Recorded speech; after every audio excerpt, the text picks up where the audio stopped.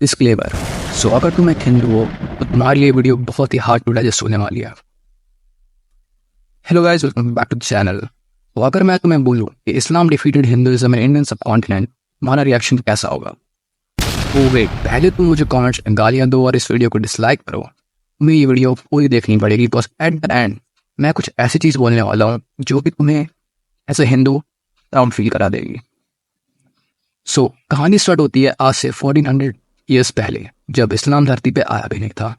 उस टाइम के major religions थे Christianity, paganism, Buddhism and Hinduism. South Asia का मेजर रिलीजन था of course Hinduism with a little part of Buddhism. ये बात हो रही है आज से 1000 साल पहले की।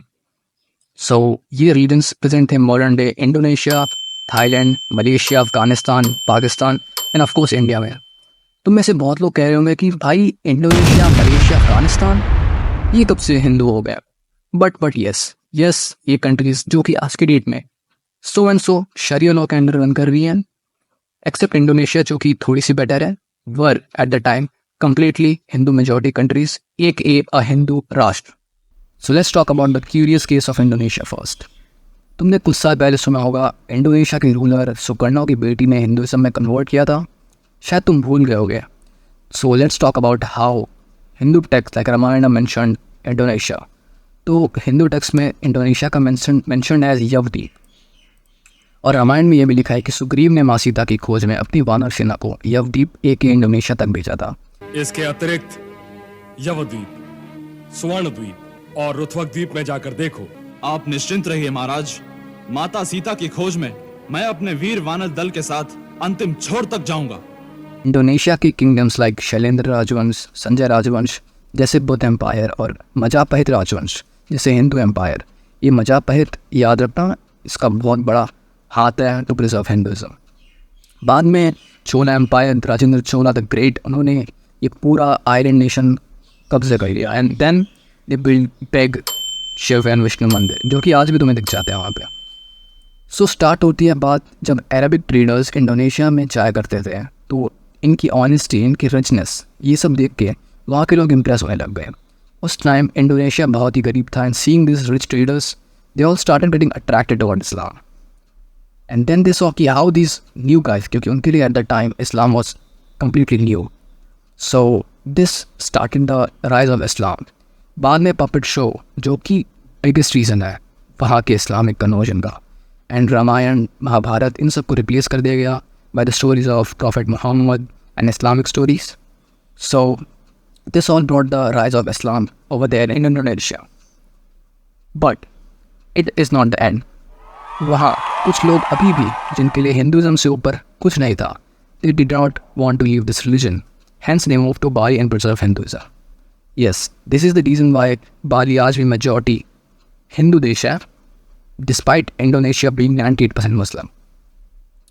जब पाकिस्तान के फॉरेन मिनिस्ट्री वहाँ गई और उन्होंने वहाँ की रामायण शो अटेंड किया, तो लोग इस चीज़ से शॉक हो गए थे कि एक मुस्लिम देश में रामायण, ये कैसे हो सकता है? बिकॉज हमारा पड़ोसी मुल्क तो अपने आप को हिंदू कहने से भी शर्म लीव इट, इस चीज़ को बाद में बात करेंगे। तो वहाँ के किंग ने सीधा बोल दिया कि Islam is our religion but Hinduism is our culture.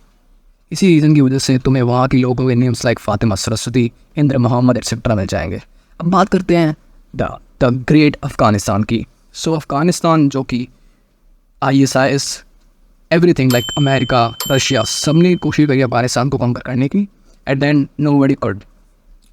So yes, Afghanistan was once a Hindu राष्ट्र, जो तुम कहते हो, it was a Hindu a little Buddhist राष्ट्र वंस, और आज की डेट में वहाँ सिर्फ एक हिंदू बचा है। इमेजिन अफ़गानिस्तान के स्टेट लाइक गांधार, पेशवा जो कि महाभारत में कम्प्लीटली मैंशन्ड है, और आज ये सब एक इस्लामिक कैलिफेट के अंदर है।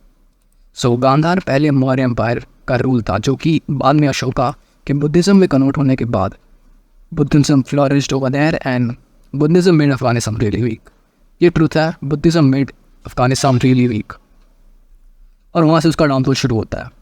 तुम लोग बमियान बुद्धा स्टैचूज़ के बारे में तो जानती होगी, जो कि 1500 ईयर्स ओल्ड थे, जिन्हें तालिबान में 2001 में इस नाम पे फोड़ दिया क्योंकि दे डिडंट लाइक आइडल्स।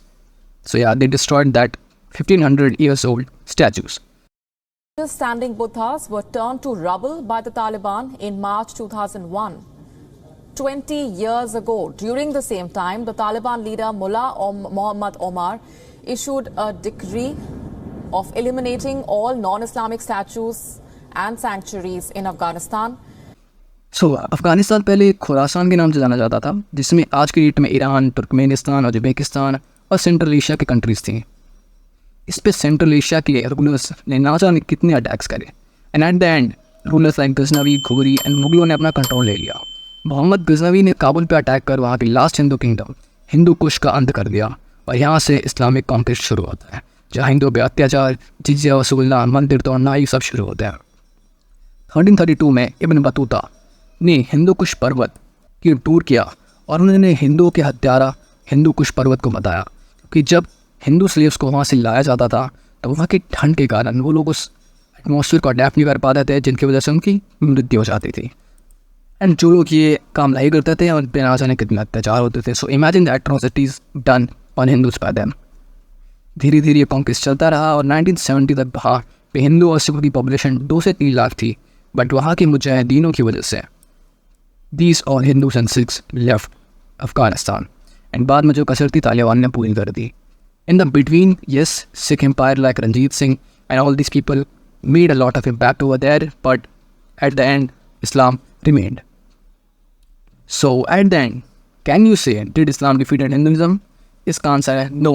तुमने सही सुना, no, Islam couldn't defeat Hinduism. So इस चीज़ के बारे में मैं तुम्हें अपनी नेक्स्ट वीडियो में बताऊँगा पूरे कंप्लीट डिटेल में। तब तक के लिए stay tuned guys and thanks for watching. Make sure to like and subscribe क्योंकि ये कंटेंट बनाने में मुझे बहुत मेहनत लगती है। I have to research, I have to find out the clips. So I hope you guys enjoyed and thank you. Bye.